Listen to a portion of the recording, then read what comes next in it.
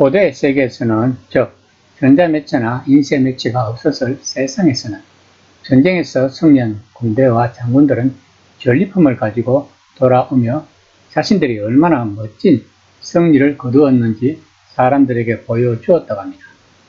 거기에는 그들이 포획한 노획물들이 다 포함되어 있었다고 합니다.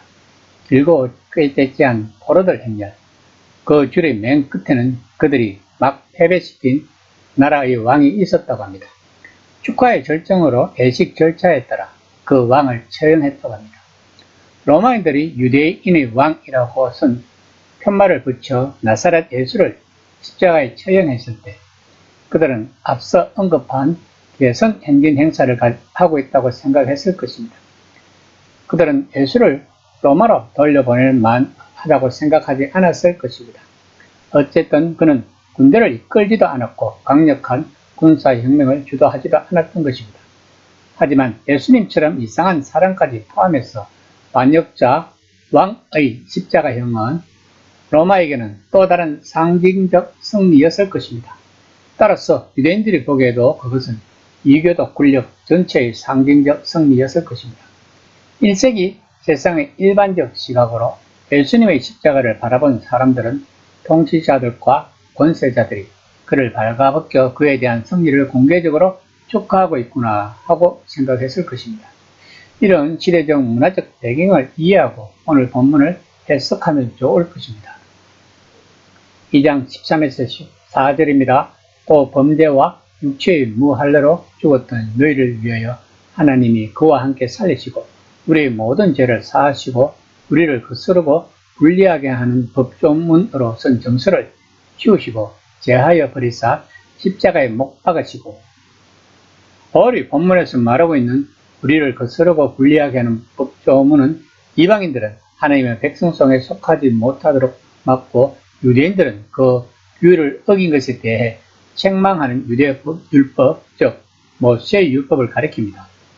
바울은 예수님이 십자가에 못 박히셨을 때 그 조문도 그분과 함께 십자가에 못 박혔다고 선언하고 있는 것입니다. 바울이 로마서 8장에서 말하듯이 그러므로 메시아 예수 안에 있는 사람에게는 결코 정죄가 없다는 것입니다. 그분은 우리에게 불리하게 작용할 수 있는 우리의 죄와 범법을 용서하신다는 것입니다. 우리는 그분과 함께 죽음으로써 그 모든 것의 영향력 아래에서 우리를 넘어뜨릴 모든 정죄에서 빠져나왔다는 것입니다. 2장 15에서 17절입니다. 통치자들과 권세들을 무력화하여 드러내어 구경거리로 삼으시고 십자가로 그들을 이기셨느니라. 그러므로 먹고 마시는 것과 절기나 휴하루나 안식일을 이유로 누구든지 너희를 비판하지 못하게 하라. 이것들은 장래 일의 그림자이나 몸은 그리스도의 끝이니라. 바울은 본문에서 하나님이 십자가에서 통치자들과 권세자들의 무장을 벗겨내셨다고 선언하고 있습니다. 하나님은 그들을 붙들어 대중의 구경거리로 삼으셨다는 것입니다. 하나님은 주권자들과 권세자들을 패배시킨 그분의 승리를 축하하셨다는 것입니다. 정반대로 생각했던 바로 그 권력들을 바울은 언제나 십자가의 영광스러운 역사를 즐기고 있는 것입니다. 쉽게 말하면 하나님의 약함이 인간의 강함을 이겨셨다는 것입니다. 바울이 고린도전서 1장에서 말한 것처럼 하나님의 어리석음이 인간의 지혜를 이겼었다는 것입니다. 이에 대한 적극적 결과로 사람들이 예수님을 향한 일편단심의 헌신이 아닌 특정한 형태의 경건과 헌신으로 유혹하려 할 때 당신은 그것을 무시하라고 말하고 있는 것입니다. 다시 한번 바울이 언급하는 것은 유대인들이 특히 바깥 이방 세상에서 그들의 예배생활, 즉 절기와 휴하루 축제와 안식일을 이야기하고 있는 것입니다. 쉽게 이야기하면 바울은 그런 것들을 무시하라고 선언하고 있는 것입니다.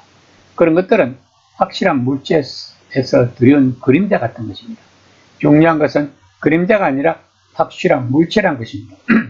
물론 그 확실한 물체, 즉 실체는 메시아 왕이시라는 것입니다. 유대 율법의 의식들은 그 메시아를 고대하는 것입니다. 이제 그분이 여기 계심으로 그것을, 즉 율법의 의식들은 더 이상 필요하지 않는다는 것을 바울이 선언하고 있는 것입니다. 2장 18에서 19절입니다.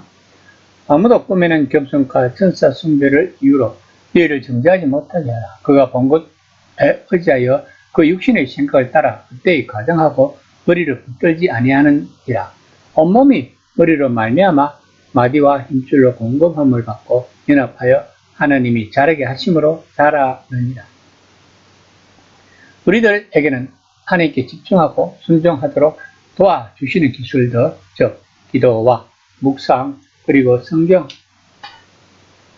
읽기 등 하나님의 목소리에 귀 기울이고 우리의 반항적 삶을 그분의 권위로 다루시도록 강구하게 해주는 기술들이 있다는 것입니다. 어떤 기도 방식이 우리들에게 가장 잘 맞는지 찾는 일은 잘못된 것이 아닙니다. 하지만 본문에서 바울이 말하는 것은 자신들이 본 환상에만 매달려 그 한 가지 영적 체험만을 인정하는 환상의 세계의 사는 어떤 교사가 강요하는 방식인 것입니다. 고대 세계처럼 현대 세계에서도 그런 사람들이 있습니다. 그들은 자신들과 같은 체험을 한 적이 없는 사람들이나 왜 그런 가르침에 따라야 하는가에 동의하지 않는 사람들을 부적격자로 보거나 비판하고 있는 것 또한 현실인 것입니다. 이에 대한 바울의 대답은 아주 간단합니다. 우리가 필요한 것은 왕이신 그리스도뿐이란 것입니다.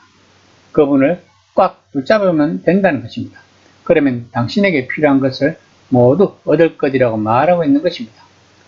바울이 이미 1장 16절에서 말했듯이 그분은 몸의 머리이십니다.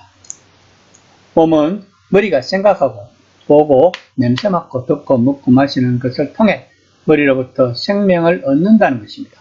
마찬가지로 교회의 몸은 이런저런 새로운 가르침을 받아들이는 것이 아니라 관절과 근육과 인대로 머리를 꽉 붙잡아 양분을 공급받고 몸을 유지해야 한다는 것입니다.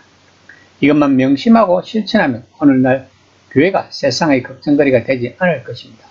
또한 이것을 유지하는 많은 교회가 있었기 때문에 기독교가 2000년 역사가 이어져 왔고 앞으로도 계속 이어져 갈 것입니다. 이 시간 나는 그리스도인으로서의 처음에 무엇을 추구해야 한다는 압박을 받아본 적이 있는가를 한번 생각해보는 시간이 되었으면 합니다.